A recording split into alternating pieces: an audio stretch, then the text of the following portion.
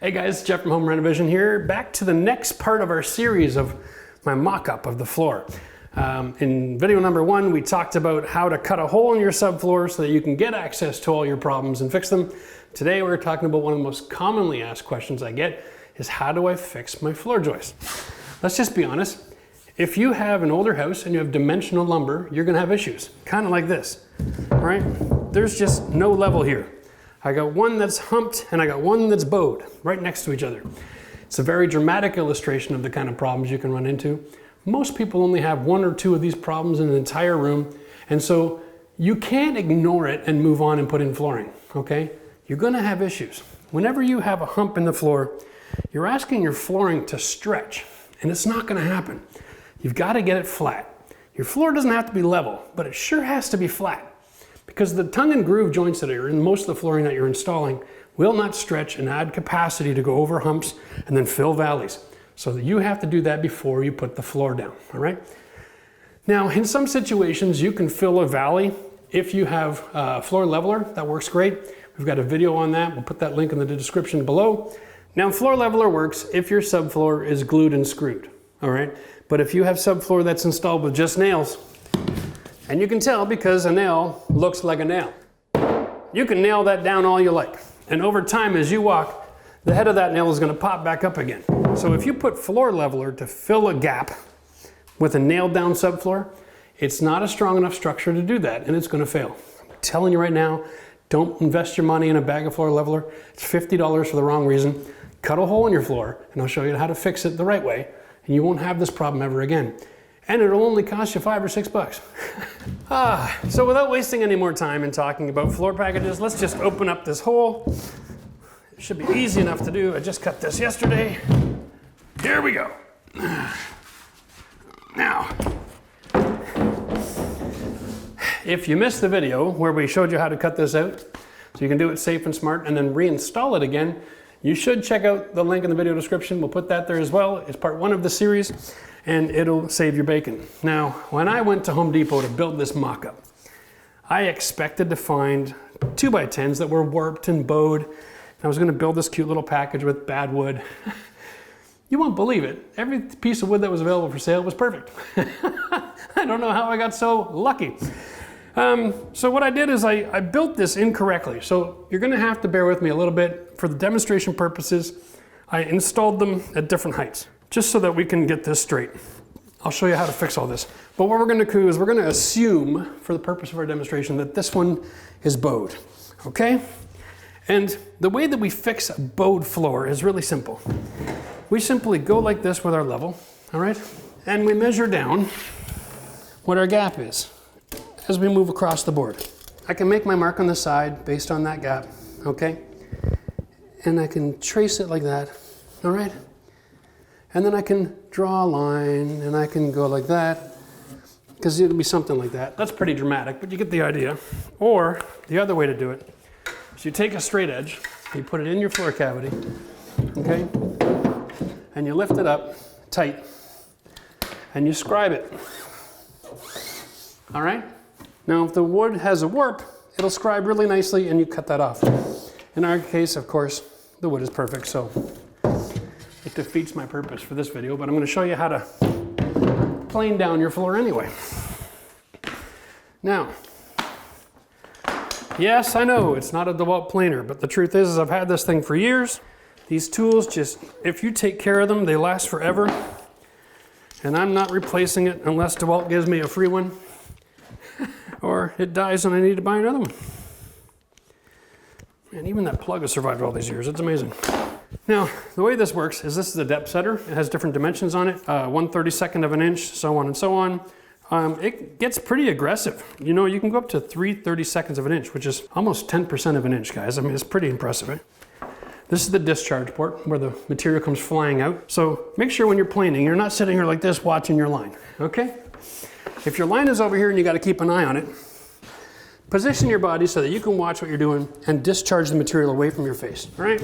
For purposes of demonstration, I'm gonna plane it this way. We'll show you how this tool works. Basically, it's a round disc, okay? And it spins incredibly fast, and there's a whole blade there. And because we're adjusting this, it sets the depth of the front plate and the back plate at different heights. And when you go the other way, you can see the gap, right? So when you put this on the wood, the back end, once you start cutting, it drops as low as the front. And you'll see how dramatic this is. I don't want to cut that dramatic though, because I want to be able to show a nice flat subfloor later. There, let's go to that, that's good. Okay, here we go, demonstration, how a planer works. You put the point in the middle of your material, okay? And there's this little safety heel back here. Once that's down, you know you've made engagement with the wood. And it's cutting right underneath your hand, right here. All right, so here we go. Safety switch is on, and then we power up the tool.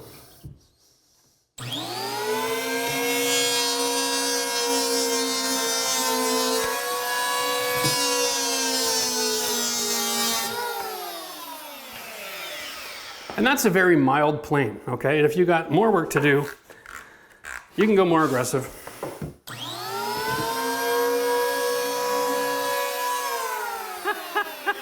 Wrong way. There we go.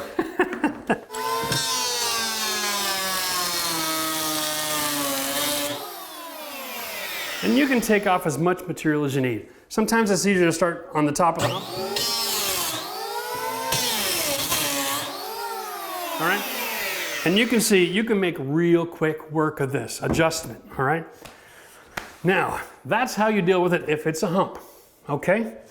No, there are no other options. If you want to get rid of a hump and you don't have a planer, you could use a belt sander or a orbital sander, but you're going to go with like a 50 or a 36 grit, and you're going to be prepared to invest about an hour.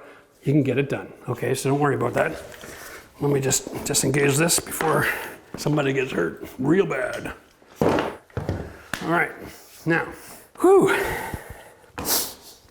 This is not as common as the other one. Most of the time, when we're installing flooring, we're building a house back in the day, dimensional lumber, we intentionally put the crown of the wood to the top. And that means the wood has a bit of an arc to it. Every wood has just a little bit. And we put that to the top so that when we're done building, all the weight of the construction flattens it out, okay? Dimensional lumber has that kind of flexibility in it. If you put the crown upside down, you make a bowl. And the same thing happens. You put all that weight on it and it gets even more pronounced. So having deep valleys are really common. And the deep valleys cause an issue because they create squeaks. Because what happens is, well, I'm not gonna go into it all right now. Click the link up here or check out the video description. We did a video on how to fix squeaks and I explained that all in there. I'm not gonna do it twice. Check that one out. It's a quick little video. You'll love it. All right. So now we've got this situation where we want to fix the bow, okay? First thing we do is lift up your subfloor at the edge, okay? Make life easy for yourself. Look at the gap here. Once you lift up the subfloor, you can put the level across it, all right? And now we can get that flat. You can decide if the gap is big enough of an issue. If there's still too much of a gap, you might want to cut even more subfloor out until it gets back to level. And in a lot of cases, you're going to be right up near the end of the floor, okay? Because it's set at the same height at each end and it dips in the middle. So don't be afraid to keep open your floor until you find your subfloor is making contact with your floor joists, all right? Very important. And then I've got two different ways that you can fix this. So we're going to go through them both right now. One thing I should mention, when you're planing down a hump, you are affecting the dimension of the lumber, making it smaller, which means it's no longer rated to carry the load that it's designed to carry. So depending on the kind of flooring that you're going to go finish with, you might want to take the next step in this repair and beef up the strength of that beam. And that is by doing this, a laminating process, okay? Where you actually use construction adhesive and some screws. You tie it all together. Adds more strength to that board to replace the strength. This is going to be necessary if you're doing a tile job here, okay? Definitely, you have to do that. You won't get away with it otherwise. Now, the next kind of damage we're going to deal with is when you have the bow. Obviously, we've got issues there, so let's get into that. So now what we're going to do is I'll show you my technique when you're doing this and working alone. You want to take a flooring screw, right off the edge of the OSB, about an inch back, okay? And just get the screw started so it's in place. All right? Now you take a 2x4 that bridges that gap, okay? And you screw it to the OSB on both sides. There we go. Now you got two options here to take a look at how to fix this big divot. And we're just going to draw it out on that board so you can see it real easy. Okay? That's getting up to almost a 1/4 inch, which is significant. You've got two options. If we were to do this the old school way, because depending on, again, on the flooring you're going back with, you want your 16-inch on center to be the right height. Let's just go through this. Different flooring options, different repairs, okay? Let's make a rule. If you're going back with carpet, fine, do this. You can set this here. We're gonna show you step one, is laminating, screwing, and gluing. If you're going with a floating floor, laminating, screwing, gluing, you're fine. If you're gonna go with a tile job, now we have a brand new problem. Because if you're doing a tile job and you wanna set this up in the bathroom, for instance, really common, people want to put the tile in the bathroom and then have it the same flush height as the hardwood in the bedroom. You're going with a 3/4 buildup. And in order to do that, you're going to want to put the Schluter-Dietrich membrane right on the OSB, okay? Which means if I laminate, my gap from floor joist to floor joist is too big for the Dietrich membrane to maintain the integrity for that tile installation. If that's the case, and that's you, then what you do is you just measure that. You take this board off, okay? Take it out to the table saw, and you're going to run it, the table saw blade, on this side of that line, so that when you're done, you see the black line, and you've got this thin little strip, okay? That thin little strip then you would install right on top of the floor joist. A little bit of construction adhesive and a couple of screws, and then you put the OSB back on. Does that make any sense? Right? I think that should. It's a little bit more work, but it maintains your 16-inch on center. If you ever have a problem with a product and you did not install according to their plan, you have no warranty. You can't call them up and say your product failed, because they're going to come and inspect, and if they see that you did a laminated job and your gap is too wide, they're going to say, nah, you made the mistake, and by the way, here's the bill for having us come out and visit. You don't want to go there. All right? So let's just make sure we do it right the first time, and that'll do good for tile. For every other kind of flooring application, just laminating works great. So now I'm going to show you how to laminate a floor joist. All right, so construction adhesive, okay? This is the money right here, kids. We cut it, we pierce the seal on the inside of the can, and there we go. Now, the way you laminate a floor joist is really kind of simple. You got two options. You can put the glue onto the piece you're laminating, or you can attach it directly to the floor joist. I'm going to suggest that putting glue on a floor joist sideways makes a heck of a mess, okay? It always falls through and drips down and makes it, you work with the gravity here, okay? And you don't need much, and you don't need to have a whole pile of this compound. Just enough because you're going to make contact. Just a little bit of a snake here. Don't go too close to the edges so that when you're done, it's not squeezing out all over the place and making a mess. All right, and watch this. It grows even after the pressure's off, okay? Always have somewhere to set that where it's not going to end up on the floor or making a disaster. That's just a mess waiting to happen.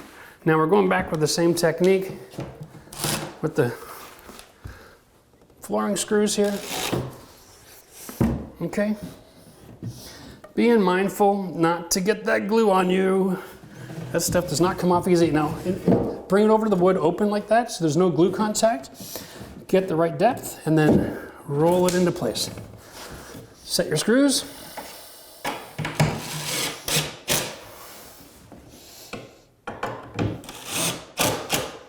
All right, now you're going to want to get on the other side. And you're going to want to set that glue joint with a construction screw. Now this is a 3-inch screw. We have 3 inches of meat. So you're going to want to go on a bit of an angle, something like this, so you can bury the head.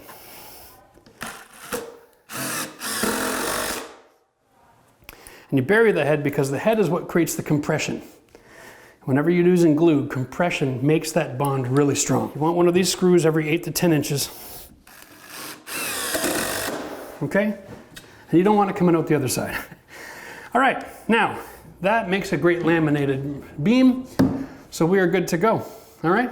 Okay, now if you are going to go with tile and the Schluter membrane, or tile it all, let's just say, and you don't want to have to pull it out, you don't have a table saw, and you're a homeowner, you got simple tools, here's a simple solution. Get a second 2x4. Come at it and do the same thing from the other side, okay? Now you've created a gap that's less than what their minimum requirement, and you pass the quality control for each floor joist cavity. You're not gonna run into an issue. That's all there is to it. Nice and simple. You can repair your own floor, eliminate squeaks for the rest of your life, and that is golden. Now hopefully this has helped, and if this is helpful and you appreciate this information, give the video a thumbs up, okay? Hit that like button. Don't forget to subscribe to the channel because we've got more videos in this series coming. The next videos we're going to show you how to drill holes in your wood and your plumbing to run your plumbing and your electrical. And we're also going to show you how to reinforce this cage in another video and reinstate your subfloor. That is going to be crucial because you can fix your structure, but if you don't install the subfloor properly, you're going to run into all kinds of problems again. Hopefully this helps you out. Make sure you click the link up here and start this series from the beginning.